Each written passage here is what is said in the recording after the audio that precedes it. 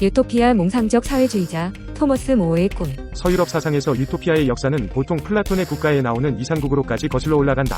그러나 정확히는 모어의 1516년 저서 유토피아를 시초로 하여 캄파넬라의 1623년 태양의 나라, 베이컨의 1627년 뉴아틀란티스 등 근세 초기, 즉 16, 17세기의 유토피아 사상이 연이어 출현한 시기를 그 탄생의 시점이라고 볼 수 있을 것이다. 유토피아의 소표지에는 라틴어로 최고 상태의 공화국에 이르는 황금의 안내서라는 말이 들어있는데 이상적인 공화국을 다룬 책임을 미리 보여주고 있다. 이 책 초반부에서 토머스 모어는 아코리아족에 대해서 이야기한다. 이 이름은 그리스어에서 나온 것인데 유토피아가 어디에도 없는 곳이 뜻이라면 아코리아는 어디에서도 찾아볼 수 없는 족속이라는 뜻이다. 모어가 전해주는 이야기는 아주 친숙하게 들린다. 아주 오래전 이 나라의 국왕은 이웃 나라의 왕위 계승권이 자신에게 있다는 주장을 하면서 전쟁을 일으켜 승리를 거두었다. 그런데 곧 그 나라의 합병만큼이나 통치가 어렵다는 것을 깨달았다. 새로 획득한 나라의 사람들이 언제나 반란을 일으키든지 아니면 다른 침략자들의 공격을 받았기 때문에 아코리아 사람들은 이 나라 사람들을 위해서건 아니면 이 나라 사람들에 대해서건 전쟁을 해야 했고 그래서 항시 군대를 유지해야 했다. 그러는 동안 늘 무거운 세금에 시달렸고 많은 자금이 국외로 빠져나갔으며 또 인명피해가 계속되어 평화의 가능성은 아예 없어 보였다. 전쟁이 계속되자 이 나라 사람들은 절도와 살인 충동에 물들게 되었고 또 국왕은 두 나라를 통치하느라 어느 한편에서도 적절한 주의를 기울이지 못하는 바람에 법은 무시되었다. 플라톤의 시대 이래 법률가, 철학자, 혁명가들은 정기적으로 이상적인 공동체를 꿈꾸어왔다. 토머스 모어는 이런 공동체를 가리키는 조어를 만들어냈는데 그것이 그대로 굳어졌다. 우리는 유토피아가 천국의 에덴 동산, 고대의 황금시대에 필적할 만한 민간사회의 이상적 공동체라는 것을 알고 있다. 우리 시대의 유토피아는 노동자 공화국, 사회주의 도시 국가, 에인랜드식의 천재 자유주의자들의 고리경협 등의 형태를 취했다. 일반적으로 말해서 현대문학은 유토피아를 은밀하게 부패한 사회로 보는 경향이 있다. 어술라 르긴의 단편소설 오멜라스로부터 떠나간 사람들에서 오멜라스 시는 지상의 천국으로 제시되어 있는데 어린 아이를 지속적으로 학대하고 고문해야만 이 도시를 유지할 수 있다.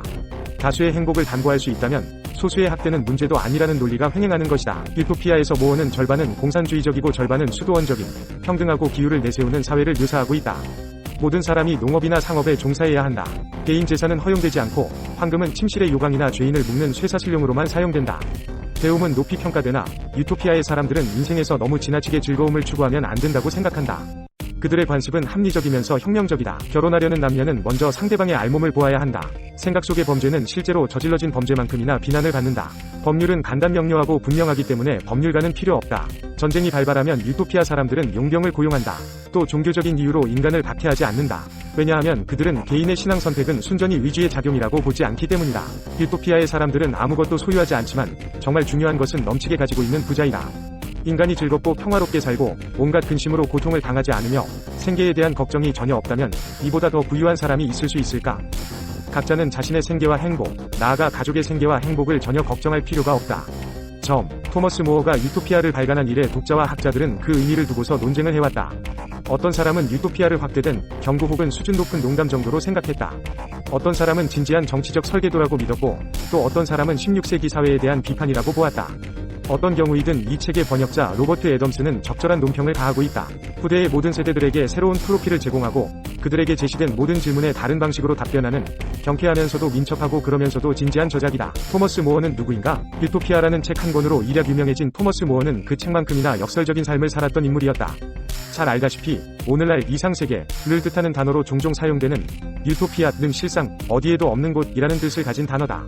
또한 책 속에서 유토피아, 이 사회상을 전달하는 주인공 라파엘 히슬로데아우스는 헛소리하는 사람을 뜻한다. 주인공 라파엘은 이렇게 말한다. 양입니다. 보통 아주 조금밖에 먹지 않는 이 유순한 짐승이 이제는 사나운 식욕을 갖게 되어 사람까지 먹어치우게 된 것 같습니다. 들과 집과 도시, 모든 것을 집어 삼켜버립니다. 라파엘은 이 권에서 우리를 유토피아 섬으로 안내한다. 이곳은 아주 적은 법률만 가지고 모든 일이 순조롭게 운영되고 덕이 존중되는 나라이며 모든 사람이 모든 것을 풍부하게 갖고 있는 세상이다. 유토피아에서는 모든 것이 공공소유로 되어 있기 때문에 공동창고가 가득 차 있는 한 결핍을 두려워할 필요가 없습니다. 누구나 공정하게 분배받기 때문에 가난한 사람이나 거지가 있을 수 없습니다. 재산을 가진 사람은 하나도 없지만 누구나 부자입니다. 유토피아의 원제목은 사회생활의 최선의 상태에 대한 그리고 유토피아라고 불리는 새로운 섬에 대한 유익하고 즐거운 저서이다. 이 책은 두 권으로 이루어져 있는데 1권은 인클로저 운동으로 빚어진 영국 사회의 현실을 신랄하게 비판하는 내용이다. 이 책에 그려진 유토피아 공산주의 사회이다. 토머스 모어가 이 같은 사회를 그려보인 것은 사유재산이 존재하는 곳, 특히 자본주의가 존재하는 사회에서는 모든 인간이 자유롭고 평등한 삶을 누리는 것이 불가능하다고 보았기 때문이다. 그는 세상에서 억압받고 고통받는 사람들이 오랫동안 염원하던 세계를 묘사한 것이다. 이 같은 염원을 실현하기 위한 역사의 수레바퀴는 지금도 굴러가고 있다. 정리하면 모어는 어디에도 없는 유토피아 섬에 대한 헛소리를 책으로 써낸 것이다.